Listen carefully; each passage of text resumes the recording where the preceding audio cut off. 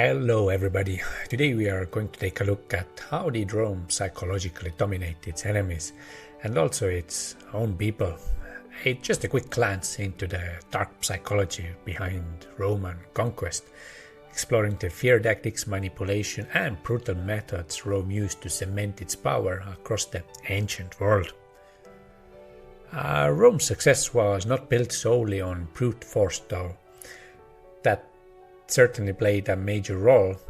The key to their long-lasting dominance was their ability to control both the minds and hearts of their enemies.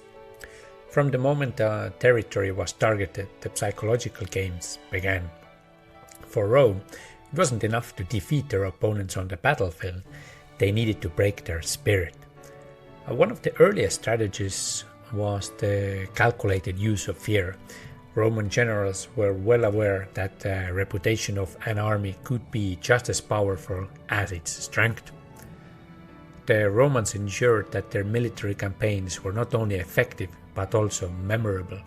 Take for instance the sacking of Carthage in 146 before Christ. After years of rivalry, Rome didn't just defeat Carthage, they obliterated it. The city was razed to the ground and its population was either killed or enslaved. The salt Rome allegedly sowed into Carthaginian soil was a symbolic act, a message to the entire Mediterranean world. Defy Rome and you will be annihilated. The use of terror wasn't just to intimidate enemies, it also served to instill fear within Roman subjects. Rome's punishments for rebellion were severe and public. The crucifixion of Spartacus's army in 71 before Christ is a perfect example. Over 6,000 slaves were crucified along the Appian Way, their bodies left as a grim warning to any who might consider uprising against Rome. The crucifixion weren't just a punishment, they were psychological warfare. Another powerful tool of Roman psychological control was manipulation through alliances. Rome often exploited divisions among enemy tribes or city-states, pitting them against each other.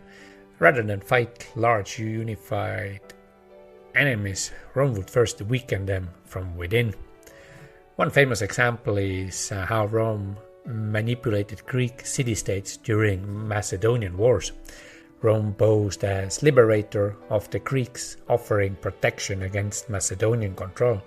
In reality, they were just replacing one master with another. By the time Greeks realized this, it was too late. They were fully under Roman control. Once the territory was conquered, the psychological battle didn't end. Rome was a master of assimilation.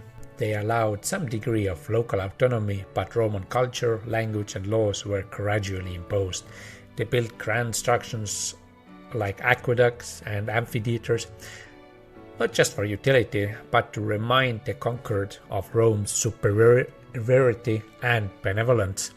The message was clear: resist and face destruction, submit and reap the rewards of Roman civilization.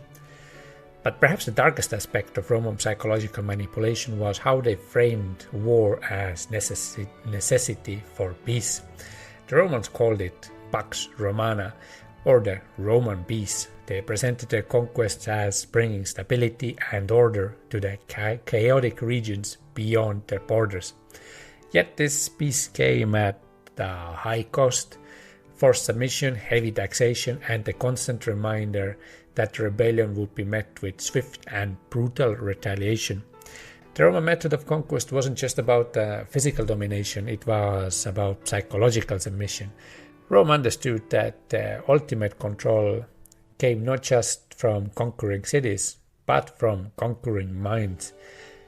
Through fear, manipulation, and strategic displays of power, they ensured that their subjects and enemies remained in check. This dark psychology of conquest helped maintain Roman Empire for centuries.